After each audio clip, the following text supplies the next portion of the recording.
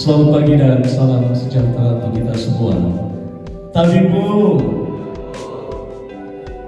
yang terhormat Sekretaris Daerah Provinsi Lampung, Bapak Cigyur Farisal Darminto, MA. Salam sehat untuk kita semua yang kami hormati.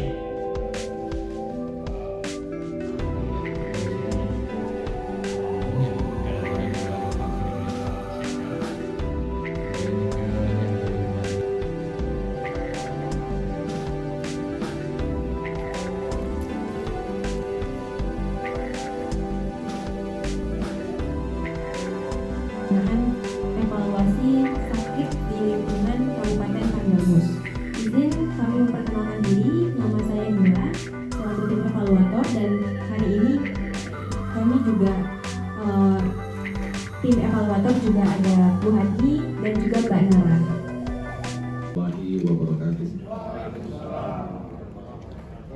Selamat pagi menjelang siang, tapi pun ya Bun. Yang kami hormati Ibu Adni, Ibu Nuralia, dan Ibu Dila dari masyarakat, apakah itu terkait dengan ekonomi, sosial, terutama sektor perekonomian. Selanjutnya. Dan pada saat ini memang seluruh pemerintah daerah, baik kabupaten maupun kota, melakukan recovery terhadap beberapa sektor seperti ekonomi dan sosial tadi yang disampaikan. Di tengah ini tuntutan terkait dengan tata kelola semangat kami pemerintah Kabupaten Tanggamus untuk tetap memberikan pelayanan terbaik kepada masyarakat dengan menjaga kinerja yang optimal sehingga akuntabilitas kinerja pemerintahan berjalan dengan baik, tercermin dalam pelaksanaan dari sistem akuntabilitas kinerja instansi pemerintah. Kami Kabupaten Tanggamus ini bagian dari 15 kabupaten kota yang ada di Provinsi Lampung dengan luas wilayah 4.654,96 km persegi, terdiri dari 2.855,46 km persegi luas daratan, dan untuk wilayah laut di angka sekitar 20 sampai dengan 22%.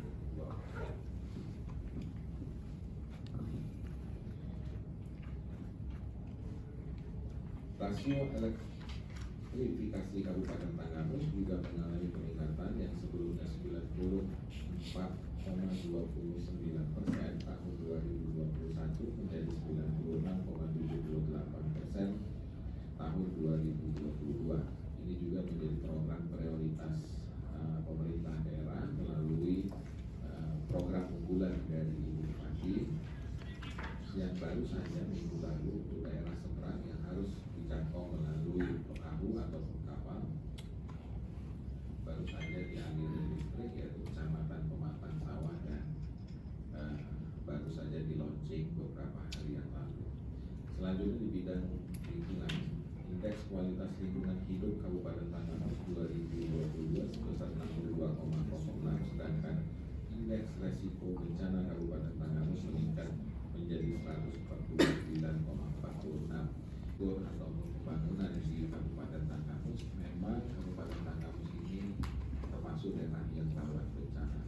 Anggaran-anggaran selain PBT, kemudian anggaran-anggaran terkait dengan pemulihan infrastruktur yang rusak akibat bencana yang terjadi secara rutin lebih kurang 3 sampai 4 kali setahun. Untuk wilayah barat Kabupaten Tanggamus ini juga diporsir sehingga mengurangi anggaran-anggaran pembangunan yang bersifat pembaruan seperti contohnya infrastruktur.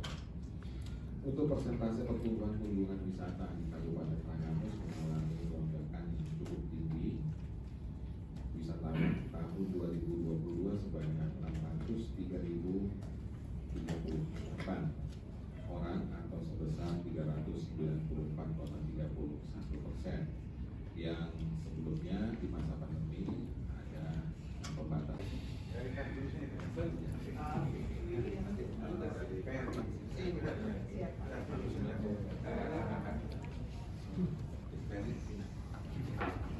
di rekapnya sebenarnya capaiannya dibilangnya 0 ya, yang tidak tercapai ya, tadi di paparan terakhir ada di slide yang saya punya. Tapi ternyata tadi pada saat menyampaikan juga sebenarnya ada yang tidak tercapai ya di 2022 ya Bapak Ibu sekalian ya, ada yang tidak tercapai target kita. Nah ini harus konsisten saja sih Bapak Ibu, di rekapnya saya lihat 0 yang tidak tercapai, tapi ternyata pada saat diurai ada ya yang tidak tercapai ya, walaupun hanya sekian digit gitu ya, ada hanya berapa sedikit, tapi harus konsisten lah, data kita itu harus konsisten juga Bapak Ibu sekalian terkait dengan data itu. Nah kemudian nanti teman-teman kami juga akan mendalami sedikit sambil jalan. Saya juga melihat beberapa hal terkait dengan capaian daerah, sasaran dan indikatornya. Bapak Ibu sekalian, ada beberapa sasaran, saya nggak tahu apakah di Pemda tadi ya, yang saya baca-baca tadi, ada beberapa sasaran yang sebenarnya pengen dicapai tapi alat ukurnya tidak mencukupi ya. Ada 2 hal yang pengen dicapai tapi alat ukurnya tidak mencukupi ya gitu ya. Jadi ini mungkin perlu nanti kita diskusikan lebih dalam Bapak Ibu. Nanti sementara mungkin itu dari saya. Silakan teman-teman kami, Mbak Nara, Mbak Dila, untuk Pemda dulu ya, untuk Pemda dulu kita. Kami tadi memang kategorisasinya itu lebih dari target, kemudian sangat tinggi, sampai dengan yang paling bawah itu sangat rendah gitu ya. Itu kalau kita kategorisasikan memang dia yang sangat rendah itu cuma 1, tapi sebenarnya sangat tinggi itu pun tuh ada yang kurang dari 100%. Kalau kita lihat dari jumlah totalnya ada 18, itu ada 13 capaian IKU yang ternyata tuh kurang dari 100%. Kemudian ada 3 yang overnya itu over sekali, jauh. Yang 2 bahkan angkanya agak amazing gitu ya, sampai ribuan. Nah ini nanti mungkin perlu kita klarifikasi dulu pertama ya, terkait dengan bagaimana kita menentukan target itu Bapak di awal. Ketika kita menentukan target itu seperti apa prosesnya, kenapa di antara sebanyak itu 18 yang ikut target yang sudah kita tetapkan itu, kenapa 13 diantaranya kok nggak tercapai gitu. Pasti kan ada penjelasannya masing-masing. Itu kami memahami pasti ada reasoningnya kenapa tidak tercapai, tapi mungkin perlu kita explore lagi. Ini proses penentuan targetnya seperti apa? Apakah kemarin nggak melihat tren tahun sebelumnya kah? Atau ada kemungkinan potensi tapi kemudian ada hal-hal lain kah? Atau seperti apa? Karena 13 dari 18 kan separuh lebih ke setengah lebih gitu ya Bapak Ibu ya. Nah kemudian ada juga tadi yang 2, kalau overnya masih 102%, 104% itu rasa-rasanya nggak apa-apa, nggak masalah, karena itu masih dalam prediksi target kita gitu ya. Tapi kalau ada yang sampai ke kemudian di tahun 2022, mohon maaf, di 2022 kunjungan wisatawan baik itu domestik maupun mancanegara sangat signifikan sekali yang berkunjung ke Tanggamus seperti itu. Jadi sampai data di kami baik itu yang domestik maupun mancanegara itu perbandingan dari tahun 2021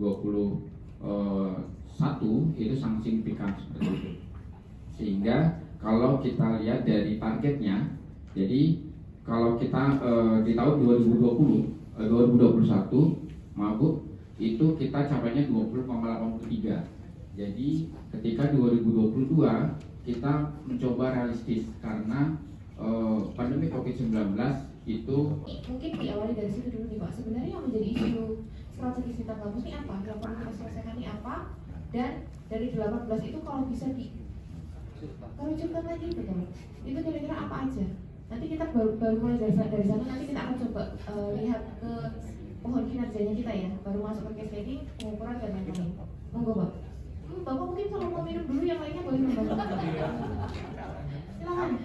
Ya, karena kita yang sebenarnya kalau kepala daerahnya kan ganti-ganti nih. Kalau kita kan cenderungnya mana putarnya di situ ya Bapak Ibu ya. Dan kita yang mengenali sebenarnya isu atau permasalahan di Tanggamus itu apa. Kalau kita lihat di sini nih Bapak Ibu.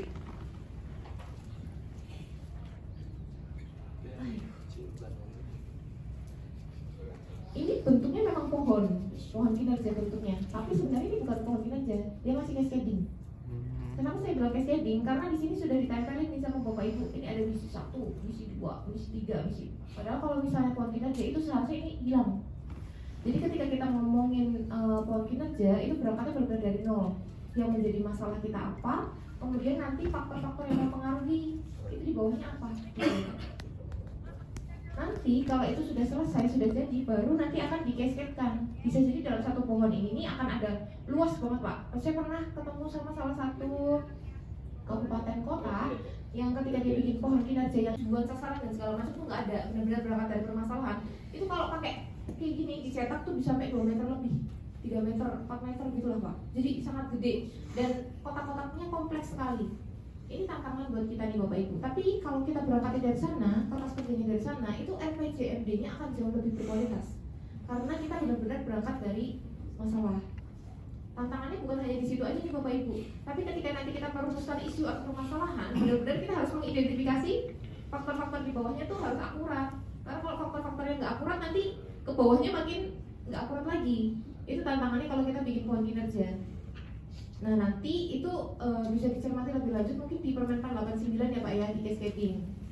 Bagaimana kita membuat pohon kinerja yang ideal, kemudian bagaimana kita merumuskan cascading yang ideal, sampai nanti bahkan bisa diturunkan sampai ke level individu. Nah ini nanti menjawab nih Pak, kenapa ibunya kita yang tadi Bapak sudah menjelaskan ya secara logis ini kemarin pemilihannya seperti apa dari permasalahan. Dan saran saya itu dihilangkan dulu Pak visi, misi dan segala macam. Kalau kita udah ngeblok kayak gini, ini kecenderungannya kita mempertahankan program yang biasanya kita lakukan. Jadinya tidak out of the box lagi. Padahal sebenarnya bisa jadi program 1, 2, dan 3 ini nggak kita perlukan. Itulah kenapa makanya pohon kinerja itu kalau bisa berangkat dari kertas yang kosong. Betul. Kalau kami udah ketemu sama Pemda yang bilang, ini Bu kami sudah menuliskan pohon kinerja, bikin pohon kinerja. Ternyata dia udah nempelin ini visi, ini misi. Kalau dicek lagi sama dokumen perencanaannya sama yang kemarin-kemarin sama. Jadi sebenarnya dia tidak ter-challenge gitu untuk menemukan program-program apa yang seharusnya benar-benar dilakukan.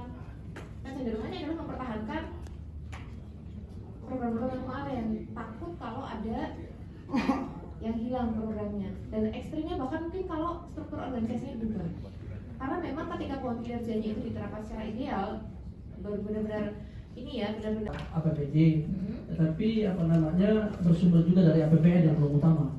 Kami ada bansos, baik bansos KIP, BPJS maupun bansos BPMT, PKH dan sebagainya. Untuk kemiskinan ekstrim, tahun 2022 kami memberikan bantuan dari daerah sebesar 1,3 miliar. Lakukan oleh PMD, apa yang dilakukan sosial, apa yang dilakukan oleh kecamatan dan seterusnya. Jadi memberikan perintah lagi kepada tim informasi tim pengendalian kemiskinan tingkat kecamatan, kemudian juga kecamatan juga diberikan ke tingkat pokok. Jadi memang belum secara detail menyelesaikan satu masalah atau isu-isu tentang mungkin program atau kegiatan yang belum tercapai atau sudah dicapai atau sudah berjalan, belum secara penuh seperti itu. Tapi pada prinsipnya tim ini berjalan. Yang paling pokok memang sedikit katakanlah menjalankan perintah baik dari atas, dari pusat maupun dari provinsi yang paling sering kami melaksanakan rapat-rapat itu. Oke. Pak ini nanti sebagai bahan diskusi kita juga ya Pak ya, mungkin ketika kita mau NEP kan kita kan memang sudah ditetapkan target-target. Fokus kita mungkin bukan hanya bagaimana kita mencapai target tersebut itu Perbaiki. Iya, karena Kementerian Sosial itu katanya targetnya nih minimal yang ekstrim itu sudah 0. Iya, kalau itu data target yang dari ada, kementerian. betul Bu, karena ternyata data ekstrim yang dikeluarkan melalui pendataan keluarga oleh PKB itu di lapangan masih banyak tidak bersesuaian. Jadi udah lagi rangka pembenahan dan kesadaran karena data itu harus disesuaikan dengan adminnya itu demikian. Baik. Ya, terima kasih. Baik, terima kasih Pak. Pak Kepala Bapeda. Program dan kegiatan yang kita lakukan efisiensi seperti itu. Kemudian di bagian ketiga terkait dengan prestasi penghargaan dalam implementasi SLAKIP, ada yang kami batal di sini ada 4 yang menjadi bagian dari tugas kewenangan Kabupaten Lemus. Yang pertama terkait dengan penyusunan dokumen perencanaan dan pencapaian hasil pembangunan di tingkat Provinsi Lampung di tahun 2022. Alhamdulillah Kabupaten Lemus menjadi kabupaten terbaik pertama. Ini pialanya diserahkan pada tanggal 11 April 2022 meskipun sebenarnya proses verifikasinya ini sudah dilaksanakan sejak akhir Januari seperti itu oleh pihak provinsi. Kemudian karena Tanggamus menjadi juara terbaik pertama mewakili Provinsi Lampung ke tingkat nasional, dan alhamdulillah Tanggamus menjadi masuk 10 besar penghargaan pembangunan daerah dari Bappenas. Peraturan KB mendukung 2 misi, yaitu misi kedua dan misi ketiganya. Untuk misi kedua adalah sehat, cerdas, unggul dan berkarakter dan berdaya saing, dengan tujuan pemerintah daerah meningkatkan kualitas hidup masyarakat dengan indikator indeks pembangunan manusia. Tujuan tersebut memiliki sasaran meningkatkan derajat kesehatan dengan indikator angka harapan hidup. Selanjutnya dalam mendukung IKUI, Pemda misi kedua, Dinas PPWD dan BNKB mempunyai tujuan yaitu mengendalikan laju pertumbuhan penduduk dengan sasaran meningkatnya kualitas pelaksanaan keluarga berencana dan meningkatnya keluarga sejahtera. Untuk sasaran meningkatnya kualitas pelaksanaan keluarga berencana dengan IKU persentase sektor pengguna KB metode kontrasepsi jangka panjang dengan persentase peningkatan partisipasi keluarga dalam kelompok BKB. IKU tersebut didukung dengan 2 program, yaitu 2 kegiatan dan 3 subkegiatan. Pada sasaran meningkatnya keluarga sejahtera dengan IKU persentase penurunan keluarga prasejahtera, IKU ini didukung dengan 1 program, 1 kegiatan dan 1 subkegiatan. Provinsi tidak memenuhi kebutuhan yang ada dan laporan kesetaraan KB tahun 2002 bersifat online. Jadi pada tahun 2021 itu masih menggunakan manual, tetapi pada tahun 2002 kita sudah menggunakan aplikasi sehingga SDM kita memang masih terbatas, di mana di BKKBN ini atau di Pemberdayaan Perempuan dan Perlindungan Anak ini kita itu tinggal orang-orangnya 10 lagi, karena tidak ada pengangkatan lagi, sehingga tinggal sendiri tenaga lapangan kita di bawah itu yang tahun ini saja dari 20 kecamatan dipegang oleh satu orang korlus setiap kecamatan itu hampir 12 orang itu pensiun. Jadi 8 orang ini tinggal menunggu waktunya pensiun. Nah, jadi memang secara SDM-nya sudah agak lemot, pensiun 1 mungkin udah nggak bisa naik lagi. Sehingga memang dalam rangka kita sudah menggunakan aplikasi ini, itu adalah titik lemahnya di situ. Tapi kalau kita laporan kita melalui data standar atau data manual, itu sebenarnya pencapaian kita melebihi itu sebetulnya, Bu. Cuman karena kita ini menggunakan aplikasi sehingga terdapatnya penurunan daripada target yang telah ditetapkan. Yang kedua, persentase peningkatan partisipasi keluarga dan kelompok BKB atau bina